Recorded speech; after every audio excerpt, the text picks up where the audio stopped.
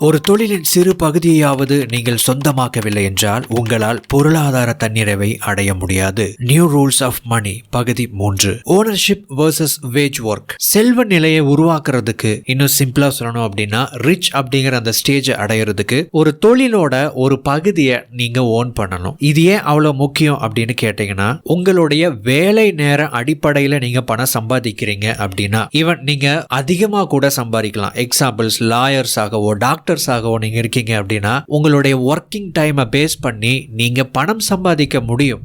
ஆனா உங்களுக்கு பொருளாதார தன்னிறைவை கொடுக்கக்கூடிய அந்த பணத்தை இதன் மூலமாக நீங்க சம்பாதிக்க முடியாது. இந்த பிசினஸ் அப்படிங்கிற ஒரு விஷயத்தை நீங்க ஓன் பண்ணணும் அப்படிங்கிறதுக்கான முக்கியமான ரீசன் என்ன அப்படின்னா, அது உங்களுக்கு பாசிவ் இன்கம் ஏர்ன் பண்ணி கொடுக்கும். ஆக்டிவ் இன்கம் அப்படின்னா உங்களுடைய வேலை நேரத்துல நீங்க வேலையில ஈடுபடும் போது மட்டுமே உங்களால பணம் சம்பாதிக்க முடியும் அப்படின்னா அது ஆக்டிவ் இன்கம். பாசிவ் இன்கம் அப்படின்னா ஒண்ணுமே பண்ணாம சும்மா உட்காந்துருந்தா பணம் வருமா அப்படின்னு கேட்டீங்கன்னா அது அர்த்தம் இல்ல. ஒரு பிசினஸ் உங்களுக்காக ரன் ஆயிட்டு இருக்கும் போது நீங்க அங்க டைரக்டா இல்லைனாலும் கூட, இப்படி சொல்றேனே, நீங்க வெளியே ஒரு இடத்துக்கு டூர் போயிட்டீங்க அப்படின்னா கூட உங்களுக்காக பணத்தை அது ஜெனரேட் பண்ணிக்கிட்டே இருக்கும். இதைத்தான் பாசிவ் இன்கம் அப்படின்னு சொல்லுவாங்க. நிறைய பேர் ஒரு நல்ல வேலைக்கு போறதன் மூலமா நம்ம லைஃப்ல செட்டில் ஆக முடியும், நிறைய பணத்தை சம்பாதிக்க முடியும் அப்படின்னு நினைக்கிறாங்க. ஆனா இந்த மெத்தட் வேலை செய்யாது. அப்படி ஒரு நல்ல வேலையில இருந்துட்டு ஒருத்தங்க நிறைய பணம் சம்பாதிக்கிறாங்க, அதாவது நிறைய அப்படிங்கிறது ரிச் அப்படிங்கிற அந்த ஸ்டேஜ் அடையக்கூடிய அளவுக்கு பணத்தை சம்பாதிக்கிறாங்க அப்படின்னா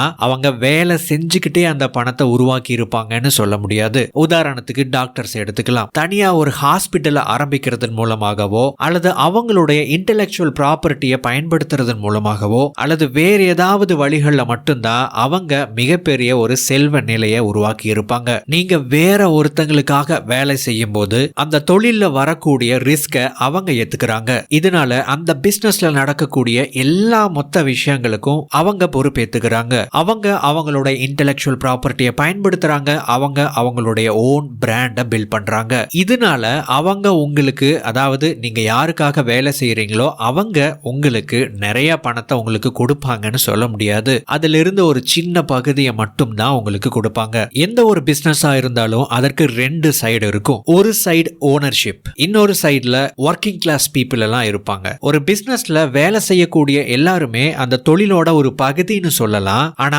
அவங்க அந்த பிசினஸோட பகுதியா அப்படின்னு கேட்டீங்கன்னா இல்ல. ஒரு பிசினஸோட அப் சைட்ல, அதாவது ஓனர்ஷிப் சைட்ல நீங்க ஒரு ஓனராகவோ ஒரு பார்ட்னராகவோ ஒரு இன்வெஸ்டராகவோ இருக்கும் பட்சத்துல மட்டும்தான் அந்த பிசினஸ்ல இருந்து கிடைக்கக்கூடிய ப்ராஃபிட் உங்களுக்கு மற்றவங்களை விட அதிக அளவு கிடைக்கும். இப்போ உங்களுக்குள்ள ஒரு கேள்வி வரும், அப்படின்னா யாருமே வேலை செய்யக்கூடாதா, எல்லாருமே பிசினஸ் ஓன் பண்ணணுமா, எல்லாருமே பிசினஸ் ரன் பண்ணா யாரு தான் வேலை செய்யறது அப்படிங்கிற ஒரு கேள்வி இருக்கும். நீங்க மத்தவங்களுக்காக வேலை செய்யறது ஒரு விதம், உங்களுக்காக நீங்க வேலை செய்யறது இன்னொரு விதம். இங்க நவேல் ரவிகாந்த் சொல்ற விஷயம் என்ன அப்படின்னா, நீங்க உங்களுக்காக வேலை செய்யணும். ஒரு பிசினஸையோ ஒரு பிசினஸோட ஒரு பார்ட்டையோ நீங்க ஓன் பண்ணக்கூடிய ஒரு நிலை வரும் வரைக்கும் நீங்க வேலை செய்யலாம். இரண்டாவது, எல்லாருமே பிசினஸ் பண்ணணும், எல்லாருமே முதலாளிகள் ஆகணும் அப்படின்னு எல்லாருமே விரும்பவும் மாட்டாங்க, விரும்புவதும் இல்லை. நிறைய பேர் அவங்களுக்கு பிடிச்ச வேலைகளை செஞ்சுட்டு சந்தோஷமா இருக்கிறவங்களும் இருக்கிறாங்க. வேற ஒரு மனுஷனுடைய கனவுக்கு இவன் வேலை செஞ்சுட்டு இருக்கான். யாருக்கு இப்போ அது வேலை செய்கிற, உனக்கு சரியா? அங்கே வெஸ்டர்ன் அமெரிக்காவில் ஒருத்தர் இருக்கார், அவருக்கா இங்கே நான் இந்த கோடிங் பண்ணிகிட்டு இருக்கேன். இது எவ்வளோ வழி தரக்கூடிய விஷயம்னு கொஞ்சம் யோசிச்சு பாருங்க. அப்புறம் சில நைலான் கயிறு, அப்புறம் சில க்ளூ, இதெல்லாம். நீங்க மற்றவங்களுக்காக வேலை செஞ்சாலும் உங்களுக்காக நீங்க வேலை செய்யறது எப்படி? இந்த கருத்தை மணிகண்டன் சாரோட வீடியோல இருந்து இப்போ நீங்க தெரிஞ்சுக்க போறீங்க. தட்ஸ் வேர் சக்சென்டிவ் பிளானிங்னு ஒரு கான்செப்ட் வருது. என்னன்னு சொல்லி கேட்டிங்கன்னா, இன்றைக்கி வேணா நீங்கள் ஒரு தனியார் கம்பெனியில் வேலை செய்கிற ஒரு எக்ஸிக்யூட்டிவ், ஆனால் அடுத்த 5 வருஷத்துக்கு உங்கள் பிளான் என்ன? What's your 5 year plan? Sir இன்றைக்கி வேணால் நான் இங்கே வேலை செஞ்சுட்ருக்கேன், பட் 2028 சார் நான் இப்படி இருக்கணும்னு ஆசைப்பட்றேன் சார். பரவாயில்ல, குட். 2028க்காவது பிளான் இருக்குல்ல, அதை மட்டும் ப்ளூ பிரிண்ட்டில் வை. இங்கே உங்களுக்கு வேலை செஞ்சு நீ சம்பளத்தை வாங்கிட்டே இரு. தனியாக உனக்கு இருக்கக்கூடிய நான் ஒர்க் ஹவர்ஸில் இந்த 2028 மாடலுக்கு தேவையானதை நீ செஞ்சுட்டு வா. அப்படி தான். இப்போ ட்ரைனிங் அப்படிங்கிறது ஒரு பக்கம், பட் என்ன நான் டெவலப் பண்ணிக்கணும் அப்படிங்கிறது இன்னொரு பக்கம். ஸோ அதுக்கு நான் ஜிம்முக்கு போகிறேன், மெடிடேஷன் பண்ணுறேன், அப்புறம் நான் எனக்கு தேவையான வீடியோஸ் எல்லாம் பார்க்குறேன், நான் வீடியோ எடிட் பண்ணி போடுறேன். இதெல்லாம் எனக்கு தேவையான விஷயம். ஸோ 20-22 வருஷம் எக்ஸ்பீரியன்ஸ் இருக்கிற ஒரு ப்ரொஃபஷனலே அதை பண்ணும்போது ஒரு யங்ஸ்டர் அதை ஏன் பண்ணக்கூடாது? So purpose need not be identified இமீடியட்டாக அதை ஐடென்டிஃபை பண்ணணுங்கிற அவசியம் இல்லை. ஸோ டைம் நிறைய இருக்குது. ஸோ இப்போ முடியலனாலும் கண்டிப்பாக ஒரு 4 வருஷத்தில் ஒரு 5 வருஷத்தில் அப்படிங்கிற பர்பஸை டெஃபினட்டாக ஐடென்டிஃபை பண்ண முடியும். அதுக்கு நீங்கள் உயிர் கொடுக்கணும். அந்த உயிரை நீங்கள் கொடுக்கல அப்படின்னா it will evade, it will fade away and it will collapse. But இளைஞர்கள் அதுக்கு உயிர் கொடுக்கறது இல்லை. சரி வந்துட்டோம், லோன் இருக்குது, நீ வேறு அடுத்த வருஷம் மேரேஜ் வேறு பண்ணி வைக்கிறேன்ட்டு இருக்காங்க. அப்படியே ஒரு சாக்கு சொல்லி அந்த பர்பஸை அவனே கொன்று புதைச்சிடறான். ஸோ ஹியூமன் பாடிஸ் இருக்கிறத விட கனவுகள், லட்சியங்கள், பர்பஸஸ் தான் சுடுகாட்டில் அதிகமாக புதைஞ்சு கிடக்கு. அதை கொள்வது வேறு யாருமே இல்லை, அந்தந்த பையன் அந்தந்த பொண்ணே தான். அதான் இதை ஒரு பர்பஸ் அடைஞ்ச ஒரு பர்சனாக நீங்கள் பேசலாம். சார் யூஆர் லக்கி அப்படின்ட்டு இந்த வீடியோ பார்க்குற ஒரு பர்சனுக்கு ஒரு மைண்ட் வாய்ஸ் வரும். லக்கி அப்படின்னு சொன்னால் ஓகே, அதை நான் ஏற்றுக்கிறேன். பட் பர்பஸுக்கு ஒரு ஸ்டெப்பை எடுத்து வச்சதுக்கு அப்புறம் தான் அந்த லக்குங்கிறது என்னை பார்த்து திரும்பி பார்த்துன்னு என்னால் உறுதியாக சொல்ல முடியும். உனக்கு அந்த லக்கு வேணும்னா நீ ஸ்டெப் எடுத்து வை, உனக்கு அந்த லக்கு வரும். அதான். பட் நீ ஸ்டெப்பை எடுத்தவனை பார்த்துட்டு அவனுக்கெல்லாம் என்னப்பா லக்கி அப்படின்னு சொன்னால் உன்னை விட முட்டாள் வேறு யாரும் கிடையாது. பூனை கண்ணை மூடிட்டு உலகம் அழிஞ்சிருச்சுன்னு நினச்ச மாதிரி. ஸோ அதான் தட்ஸ் தி ஆன்சர். ஸோ இப்போது தனியார் நிறுவனத்தில் வந்துக்கிட்டு வேறு வழி இல்லாமல் நீ வந்துட்டு இருக்க அப்படின்னா பரவாயில்ல, அதையும் தப்பு சொல்ல முடியாது. உனக்கு சம்பளம் வருது இல்லை, it's funding you are getting the food because of that money. But அடுத்த ஒரு 5 வருஷத்துக்கு நீ பிளான் பண்ணணும் பர்பஸ் அப்படின்னு சொல்லிட்டு. பர்பஸை நம்ம விடவே கூடாது நம்மளுடைய. ஏன்னா இப்போ நான் கோலு, எய்மு, ஆம்பிஷன்லாம் இப்போ அதிகமாக பேசுகிறதே இல்லை செஷன்ஸில். பர்பஸ் இன்றைக்கி எல்லா செல்ஃப் இம்ப்ரூவ்மெண்ட் குருவும் பேசுகிறது அதுதான். பர்பஸ், யுவர் காலிங் அப்படிங்கிறது. ஸோ அது டைம் நிறையா இருக்குது, எப்போ வேணாலும் பண்ணலாம். யூபிஎஸ்சி எக்ஸாமினேஷன் மாதிரி அதுக்கு கூட ஏஜ் லிமிட் இருக்குது. பட் பர்பஸுக்கு ஏஜ் லிமிட் கிடையவே கிடையாது. எப்போ வேணாலும் நீங்கள் ட்ரை பண்ணி அச்சீவ் பண்ணலாம். நான் தான் சொல்கிறேன் பாருங்களேன், ஜாப் சாட்டிஸ்ஃபேக்ஷன் ஒன்று, மென்டல் கிராட்டிஃபிகேஷன் ஒன்று. ஜாப் சாட்டிஸ்ஃபேக்ஷன் அப்பா கொடுத்த வேலையை செஞ்சுட்டோம்டா அப்படின்ட்டு. மென்டல் கிராட்டிஃபிகேஷன் அப்படிங்கிறது வேறு, அது ஜாப் சாட்டிஸ்ஃபேக்ஷனை விட வேறு. என்னென்னு சொல்லி கேட்டிங்கன்னா, சூப்பர் ஹீரோ மாதிரி நீங்கள் ரொம்ப பெருமிதப்படுவீங்க, நான் மட்டும்தான் அதை செய்ய முடியும் அப்படின்ட்டு. அது பர்பஸில் மட்டும்தான் கிடைக்கும், ஜாபில் கிடைக்காது. ஸோ இது ஒவ்வொரு யங்ஸ்டரும் புரிஞ்சுக்கணும். உங்களது பேஷன், பேரார்வம் என்ன என்பதை கண்டுபிடியுங்கள். அது இப்பொழுது உங்களுக்கு உற்சாகத்தை கொடுத்து அதுவே எதிர்காலத்தில் போரடிக்கும் என்று தோன்றினால் அது உங்களுடைய உண்மையான பேஷனாக இருக்க முடியாது. Find a position of a leverage.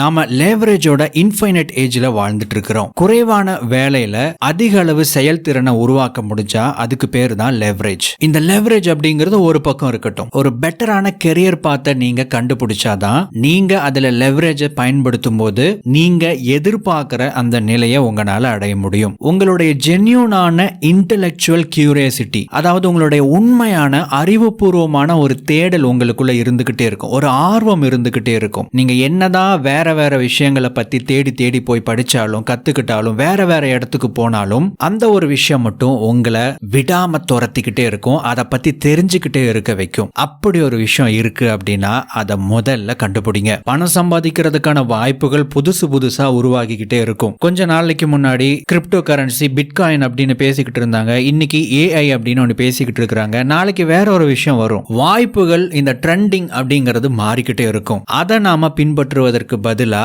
உங்களுடைய ஜென்யூனான அந்த கியூரியாசிட்டி எதுல உங்களுக்கு ஆர்வம் போகுது அப்படிங்கறத தெரிஞ்சு அதை மேலும் வளர்க்க ஆரம்பிச்சீங்க அப்படின்னா அதுதான் உங்களுடைய கெரியர் பாத்துக்கான ஃபவுண்டேஷன். இப்போ உங்களுக்கு அந்த ஒரு கியூரியாசிட்டி இருக்கு பாத்தீங்களா, அதாவது அந்த ஜென்யூனான கியூரியாசிட்டி, அதை பேஸ் பண்ணின ஏதாவது ஒரு ஹாபியை நீங்க ஃபாலோ பண்றீங்க அப்படின்னு வச்சுக்கோங்க. எதிர்காலத்துல அதைத்தான் நீங்க பேஷனாகவும் அந்த பேஷனை பேஸ் பண்ண ஒரு தொழிலாகவும் நீங்க அதை உருவாக்க முடியும். உங்களுக்கு எதுலெல்லாம் ஆர்வம் ஏற்படுதோ அதெல்லாம் உங்களுடைய பேஷனா இருக்க முடியாது. ஒரு பேஷன் அப்படிங்கிறது இன்னைக்கும் உங்களுடைய ஆர்வத்தை தூண்டும், நாளைக்கும் அதை தூண்டணும், 25 வருஷத்துக்கு அப்புறம் அதே ஆர்வத்தோட இருக்கணும். இன்னைக்கு உங்களுக்கு இன்ட்ரெஸ்டடா இருக்கு, ஆனா ஒரு 2 வருஷத்துக்கு அப்புறம் அது உங்களுக்கு போர் அடிச்சிடும் அப்படின்னு தோணுச்சுன்னா அது உங்களுடைய ரியல் இன்ட்ரெஸ்ட் கிடையாது, அது ஜஸ்ட் ஒரு டிஸ்ட்ராக்ஷன். அதாவது உங்களுடைய கவனத்தை அது வேறு பக்கம் திசை திருப்புது, அவ்வளவுதான். அதை நீங்க முடிஞ்ச வரைக்கும் அவாய்ட் பண்ணிடுங்க. நவேல் ரவிகாந்த் என்னதான் சொல்ல வராரு அப்படின்னு கேட்டீங்கன்னா,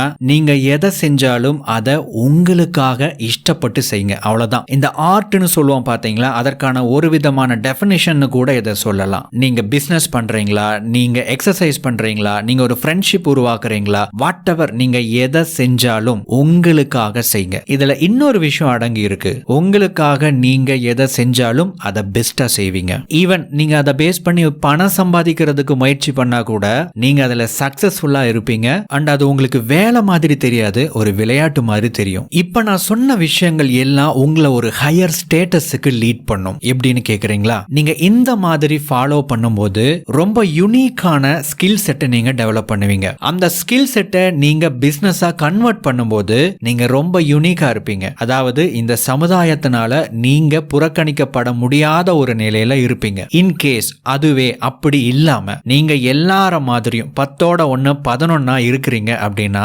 உங்களை இந்த சமுதாயம் ரீப்ளேஸ் பண்ணிட்டு வேற ஒருத்தங்களை அந்த இடத்துல வச்சுட்டாங்க அப்படின்னா உங்களுக்கு இது வரைக்கும் கொடுத்துட்டு இருந்த பணத்தை அவங்களுக்கு கொடுக்க போறாங்க, அவ்வளவுதான். ஆனா இந்த வழியை நீங்க பின்பற்றும் போது உங்களை யாராலும் ரீப்ளேஸ் பண்ணவே முடியாது.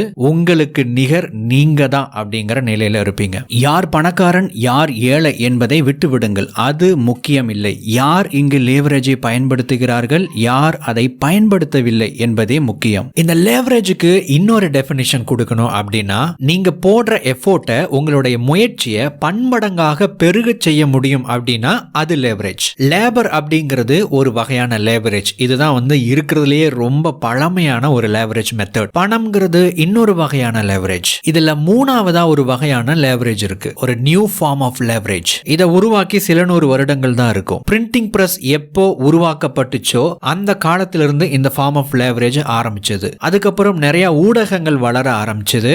அதன் மூலமா இது பன்மடங்காக பெருக்கப்பட்டுச்சு. இன்னைக்கு இன்டர்நெட் யுகத்துல இது பல லட்சம் மடங்காக இன்னைக்கு ஒரு மிகப்பெரிய ஒரு ஜெயிண்டா டெவலப் ஆகி இருக்கு. அது என்ன அப்படின்னு கேட்டீங்கன்னா, ஒரு புத்தகம், ஒரு மீடியா, ஏன் இந்த வீடியோவை கூட எக்ஸாம்பிள் எடுத்துக்கலாம், ஒரு திரைப்படம், கோடிங், ஆப்ஸ், வெப்சைட், இந்த மாதிரி சொல்லிக்கிட்டே போலாம். இது மாதிரியான லேவரேஜ் இன்னைக்கு எக்கச்சக்கமா பெருகி இருக்கு. என்னோட கருத்தை நான் ஒரு 100 பேருக்கு சொல்லணும் அப்படின்னா அந்த 100 பேரை ஒன்னா திரட்டணும். ஆனா இன்னைக்கு அப்படி கிடையாது.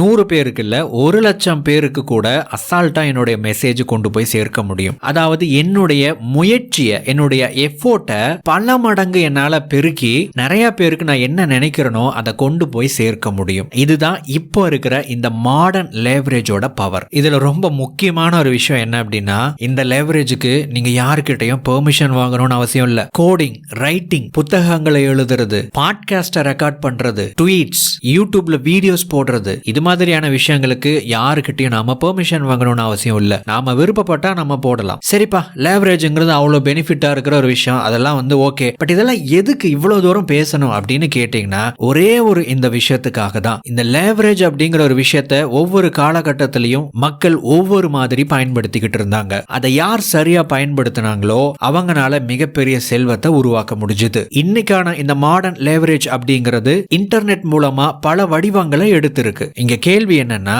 யார் லேவரேஜை பயன்படுத்துறாங்க, யார் லேவரேஜை பயன்படுத்துறது இல்ல, யார் இந்த மாடர்ன் டெக்னாலஜியை அடாப்ட் பண்ணிக்கிட்டாங்க, யார் அடாப்ட் பண்ணல. இன்னைக்கு நீங்க ஒரு கடைக்கு போறீங்க, ஒரு துணி கடையோ, ஒரு ஹோட்டலோ, ஒரு ஜுவல்லரி ஷாப், எனிதிங் நீங்க போறீங்க. ஷாப் பண்ணி முடிச்சதுக்கு அப்புறம் கூகுள் ரிவ்யூஸ் கேக்குறாங்க. இதை ஸ்கேன் பண்ணுங்க, கூகுளோட ரிவ்யூ பேஜ் ஓபன் ஆகும், அதுல உங்களுடைய ரிவ்யூஸை ஷேர் பண்ணுங்க அப்படின்னு இன்னைக்கு சில கடைக்காரர்கள் கேட்க ஆரம்பிச்சிட்டாங்க. இருந்தாலும் இன்னும் நிறைய பேர் அதை பயன்படுத்தாம இருக்கிறாங்க. இன்னொரு 5 வருஷத்துக்கு அப்புறம் யாரெல்லாம் இந்த கூகுள் ரிவ்யூஸோ அல்லது புது புது மெத்தடாலஜி, புது புது லேவரேஜ் மெத்தட்ஸை அடாப்ட் பண்ணிக்கிட்டாங்களோ அந்த பிசினஸ் மிகப்பெரிய அளவுல வளர்ந்து நிற்கும். அவங்களோட யாரெல்லாம் இன்னைக்கு இதை புறக்கணிக்கிறாங்களோ அவங்க இப்போ மிகப்பெரிய அளவுல இருந்தாலும் கூட 5 வருஷத்துக்கு அப்புறம் இவங்க அவங்களோட போட்டி போடக்கூடிய நிலைமை உருவாகும். That is the power of modern leverage. நண்பர்களே, இந்த பதிவை நாம தொடர்ச்சியா கண்டினியூ பண்ண போறோம். இன்றைய பதிவை முடிக்கிறதுக்கு முன்னாடி ஏற்கனவே ஃபர்ஸ்ட் பார்ட்ல மென்ஷன் பண்ணின நவேல் ரவிகாந்தோட ஒரு ட்வீட் ஸ்டாமோட முடிக்க போறேன். இன்டர்நெட் வாய்ப்புக்கான மிகப்பெரிய கதவினை திறந்திருக்கிறது. ஆனால் இன்னும் பல பேர் இதை அறியாமல் இருக்கிறார்கள்.